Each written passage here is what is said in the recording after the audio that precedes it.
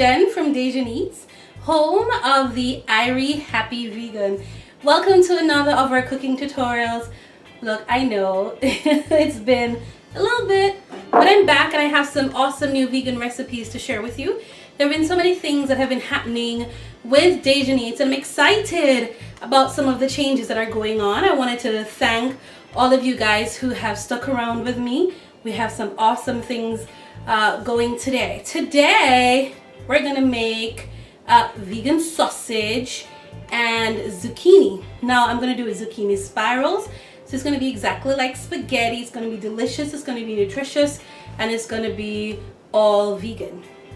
Now, darling, before we get started, I just wanted to cover some housekeeping rules so we can figure out what I mean by home of the Irie Happy Vegan. Well, vegan really is a way of living, a way to live in alignment with the compassion that I feel. Because it is important to me to treat human and non-human animals fairly, then I try to live my life in a way that, you know, doesn't exploit them for food, entertainment, or clothing. And so I live a plant-powered lifestyle, which is one aspect of it. Irie, now that's a Jamaican expression of happiness and contentment. It means everything's fine and good no matter what's really going on. And so at DaJen, we focus on vegan living with a Jamaican flair. Got it? Good. Okay. Now, darling, let me tell you, 2016 is an amazing year to be vegan. And here's why I say that. And this is like a big shout out to the vegans who started decades ago, because the options were few and they weren't always so tasty. But as the years go by and people become more aware of the food system and want to live more compassionately, like I do, like live in alignment with the compassion that they feel, the options commercially have become more available and certainly more delicious. One of the vegan options that I adore is field roast. Now, field roast is a grain meat. It is amazing. It is delicious. It is absolutely good for you. Now, I like to get their sausages. They have burgers, all that stuff that's really good. But I personally love the sausages, and my favorite is the smoked apple sage. Now, it's gonna look and taste, you know, like the animal-based sausages that we're used to. So you're really not missing anything. Take a look. What was really exciting for me the other day, I went to Publix supermarket here in Florida. I'm actually in Orlando. Shout out to my Orlando people. And I saw field roast at Publix, which means that these options are becoming more and more available. I used to have to go to like Whole Foods or a health food store to get these options, but Publix has it. I'm not sure whether Walmart does. They do have some vegan sausages that are, you know, very good as well. But today I'm going to use my favorite field roast. I'm going to make this really quick. It's really sausage and peppers with zucchini, and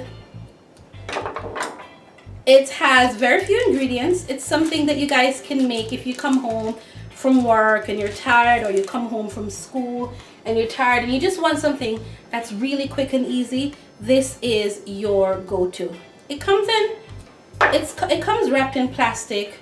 So I'm basically just taking the plastic off so that you can see it. It's very dense, like the traditional animal-based sausage. All right, I have an array of peppers, as you can see, bell peppers. I have orange, red, yellow, and green. Simply because I love bell peppers and I love, you know, bright and colorful food, because I think that we eat with our eyes. So when I'm going through menu planning or recipe development, I always think, okay, what's gonna look good? And one of the things that usually looks really amazing are beautiful colors. And if you're doing a plant-based meal, you really don't have to search that hard, because nature provides these delicious, nutritious food in an array of colors, in a rainbow of colors, if you will, that will make your dish look amazing. So I'm going to start out with about 2 tablespoons of olive oil. If I don't get this started, my pan is going to burn. My pan is like, I'm ready, I'm hot. Ooh, it's a little too hot. So I'm going to take it off because it was heating all along. Just take it off for a minute, let it cool, so we don't set off our fire alarm. I'm used to like setting off the smoke alarm where I live. I'll tell you a secret. The first apartment that I had, this was when I was in college, and I really didn't know what I was doing with cooking, and I had so many things going on. I was a bit absent-minded. Almost burnt it down. I was like 2 weeks into this apartment complex, and I almost burnt it down. I'll tell you what happened. In Jamaica, we make this thing called ackee. I think it was ackee and salt. I should remember what it was. But I was boiling something, and I put it on and left it, forgot all about it, and guess what? Went to class. Oh my God, when I came back, my back door was all busted in because I guess the apartment manager had gone for lunch and my place started smoking, and the neighbors, of course, they called 911, but they figured that they would go to the rescue before 911 came. And one of the things that they did was basically break down my back door so that they can go in and turn off whatever it is that I had going on. So it was very smoky, but thankfully no fire. So today I'm going to be very careful not to burn down my house because that would not be a good thing. So I'm going to start out with some peppers. I'm using 2 sausages, which really will be more than enough for 4 people or 2 really hungry people. So I'm going to cut up some bell peppers. What I'm looking for is about a cup full. So you can use 1 color if that's what you have or that's what you like. Or you can use multiple colors like what I'm doing. Alright, so since it's 1 cup and I'm using 4 peppers, it's really about a 1/4 cup per pepper. And then I'm not gonna do them in fine dices because I want it to be crunchy and I want it to be visible when it's done. So it's gonna be in relatively large chunks. Make sense? Okay.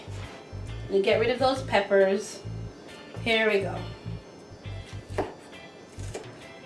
So you always want to use knife safety, exercise knife safety, and tuck those little fingers when you're cutting. And I said little fingers, oh my gosh, I'm so used to teaching kids classes. Guys, you know that I do that, right? I teach kids classes mostly in the Orlando area, but I have been branching out. I'm going to do a summer camp in Lakeland, woo woot! And we'll be doing kids classes. And what I do is I show up and I do a demo with the children. We get them all involved and we all cook something delicious and kid friendly and plant powered. And everything, of course, that I cook is plant based. Go ahead and add these to the pan. There we go.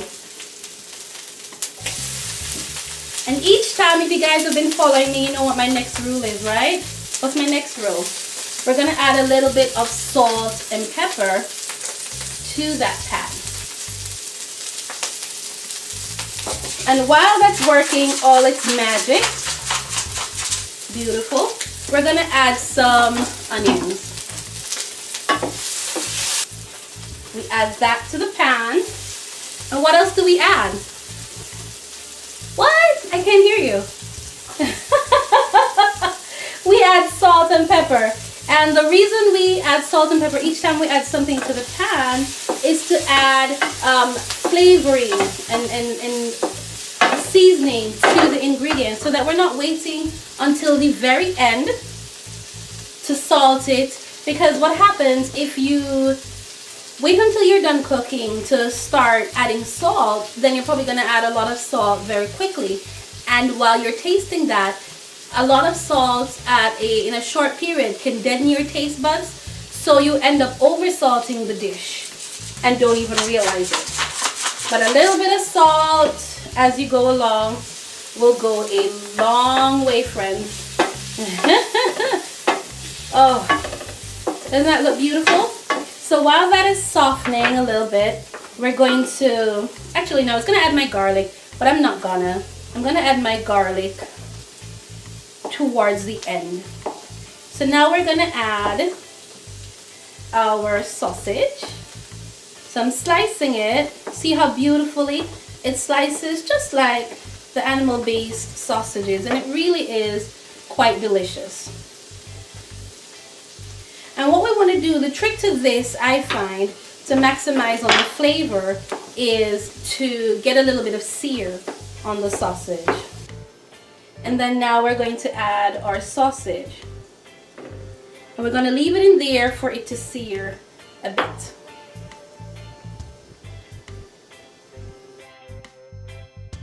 Now we're going to add the garlic that I've minced. We're going to go ahead and put it in. Mostly put it over here so it can sweat a little bit with the onions and peppers. There we go.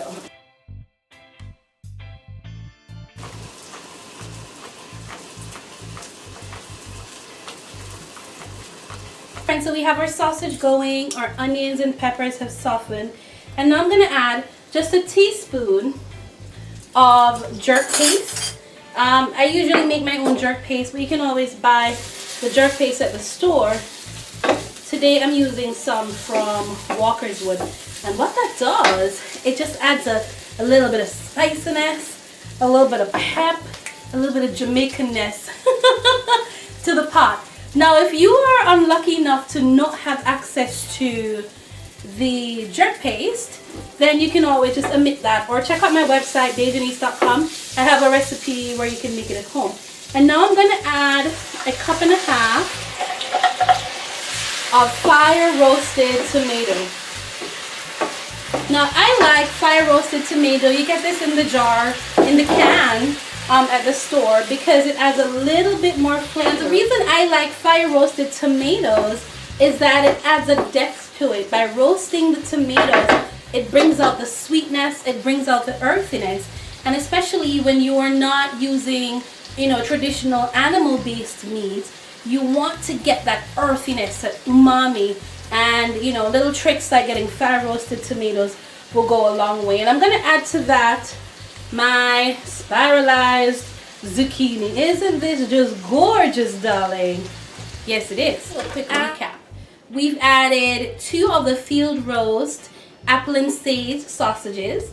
We've added a cup of multicolored bell peppers. We've added some onion, and we've added 2 spiralized zucchini. And along the way, we've added some salt and pepper, about a cup and a half of fire roasted tomatoes, and half a teaspoon of jerk paste. And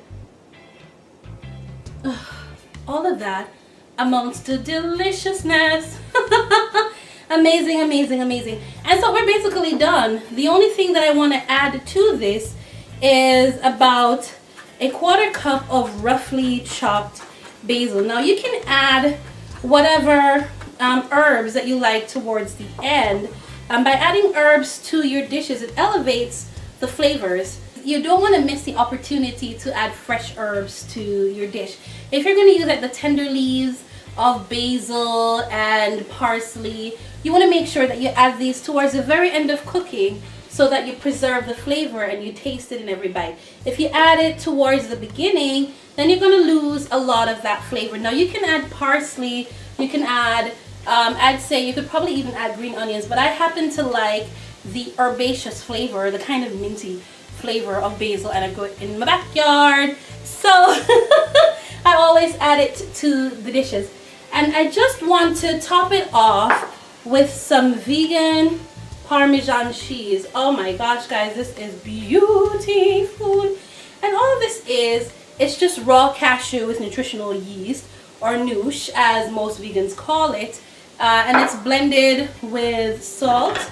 Put it through the blender for about a minute or so, and you're gonna have something that looks and tastes an awful lot like traditional Parmesan cheese. These are amazing. It's spicy, it's herby, it's earthy. It just makes you want to dig into this. Check it out, darling. Smell it. Come on closer. I made it just for you. Alright guys, to get this recipe and many other delicious vegan recipes with a Jamaican flair, be sure to check out my website, DaJeneats.com. You'll get to find out about what's happening with DaJen. There's so much going on that you want to learn about. Oh, before I go, I wanted to share with you guys, for all my friends who are in Orlando, DaJen Eats now delivers. This is my Ari on the Go program. It's a lunch delivery program. Check out my website, DaJeneats.com/Ari on the Go to see the delicious offerings that we have, and be sure to get your lunch order from us. Gorgeous. Oh, darling, it was such a pleasure hanging out with you today. I hope that you had fun with this new recipe. Once again, this is Chef Jen from DaJen Eats, home of the Ari Happy Vegan. Let's cook together.